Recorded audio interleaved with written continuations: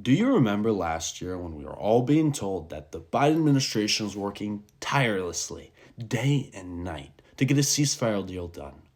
Well, evidence from a new report by Dropsite News revealed that everything we thought about what they were saying to us was true, that was one big lie, and that the Biden administration did not once demand that Israel agree to a ceasefire in Gaza. This is Michael Herzog. He was the Israeli ambassador to the United States from 2021 to 2025.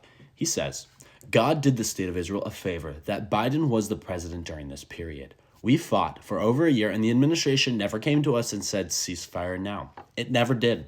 And that's not to be taken for granted. You might remember this because a lot of people have said this. But all it would take to end this genocide is one phone call from the president, Ronald Reagan of all people, put pressure on Israel when Israel invaded Lebanon. He called up the then Prime Minister of Israel, Menachem Begin, and told him, this is a Holocaust. And just like that, Israel pulled out.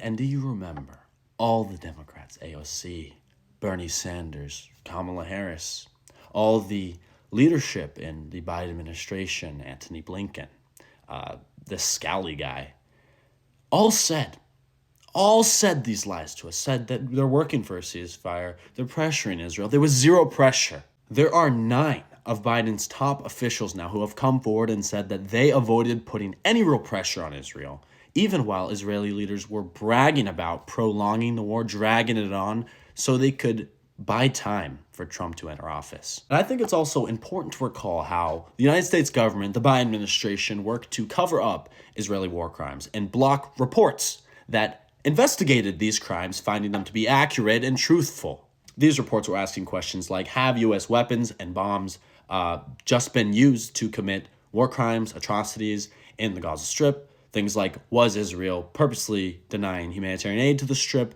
to conduct mass starvation against the Palestinians in Gaza? These reports found the truth, but all the final versions of these reports cleared Israel of violating any U.S. law. Why?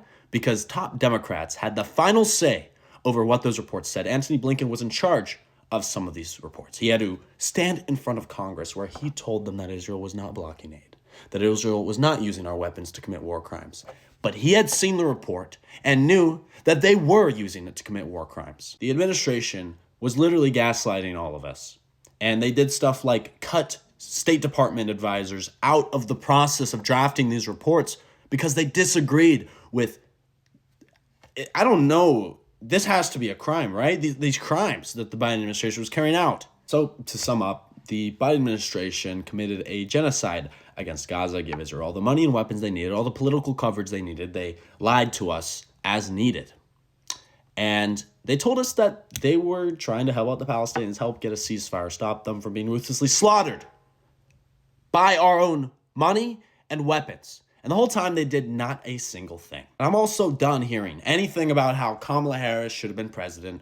All this. She committed a genocide. She lied about trying to stop the genocide from continuing to happen because she wanted your votes and she was able to convince you of that. So now you're here, still supporting the Democrats who got us to where we are now, who purposely threw away the 2024 elections because they were owned by Zionists and they wanted to help them commit a genocide. The polling all pointed to the fact that they were going to lose massive support for continuing to do these things. And they still did it. They still did it because ultimately supporting Israel was more important than not committing a genocide. Anyways, if you think more people should hear about this, share. And if you want to support my work, I just got done with my first year in college. I'm going to be moving to my first apartment middle of this week. There's a link in my bio where you can support me. Thank you. And free Palestine.